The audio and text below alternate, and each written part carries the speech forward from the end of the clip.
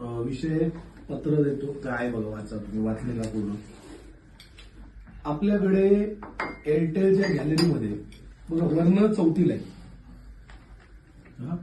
एअरटेलच्या गॅलरीमध्ये आणि कॉलिंग ह्याच्यामध्ये मराठी तुम्हाला एम्प्लॉय ठेवायला प्रॉब्लेम आहे काय?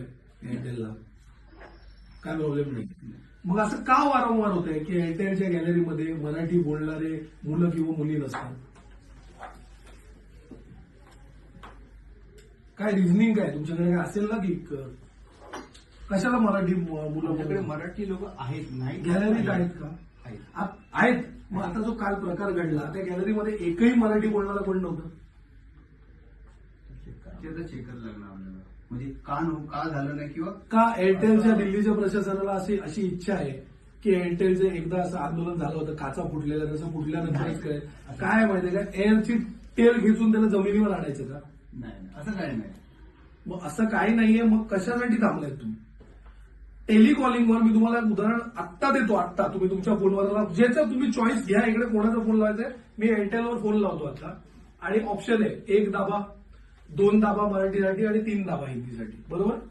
मी आत्ता फोन लावतो, मी तुमचा सबस्क्रायबर आहे, मी आत्ता फोन लावतो एअरटेलच्या ह्याला आणि मी ना चॉईस घेईन इंग्लिशचं.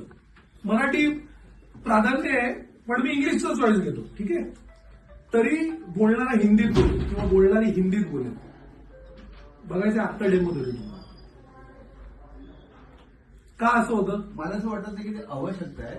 आपण याच्यावर मी बघू की याच्यामध्ये आपण काय काय करू. कसली आवश्यकता नाही. म्हणजे आता तुम्ही जे प्रूव्ह करायचं ते कशाला? अरे प्रूव्ह करायला म्हणजे मग त्याच्यामुळे मराठी मुलं मुलींना एम्प्लॉयमेंट नाही मिळत ना. नेहमी परत एअरटेलला येऊन हेच थोडी सांगत बसणार. काय माहितीये का तुम्हाला, एक गोष्ट लक्षात येते का की महाराष्ट्रात सगळ्यात जास्ती तुमचं सबस्क्रायबर आहे की नाही, सबस्क्रिप्शन आहे की नाही महाराष्ट्रात? मग महाराष्ट्रात जर मराठी बोलणारे असंख्य तुमचे सबस्क्रायबर आहेत तर तुम्हाला असं हवंय का की आम्ही एक मोहीम चालू करावी आणि महाराष्ट्रात तुम्हाला पोटावं आणि सगळ्यांनी दुसरं कुठलं तरी घ्यावं? महाराष्ट्रात जर मराठीवर तुम्ही अशा प्रकारे भेदभाव करत असाल तर महाराष्ट्र आणि मुंबईमध्ये तुमची एकही गॅलरी ही दिसणार नाही यापुढे.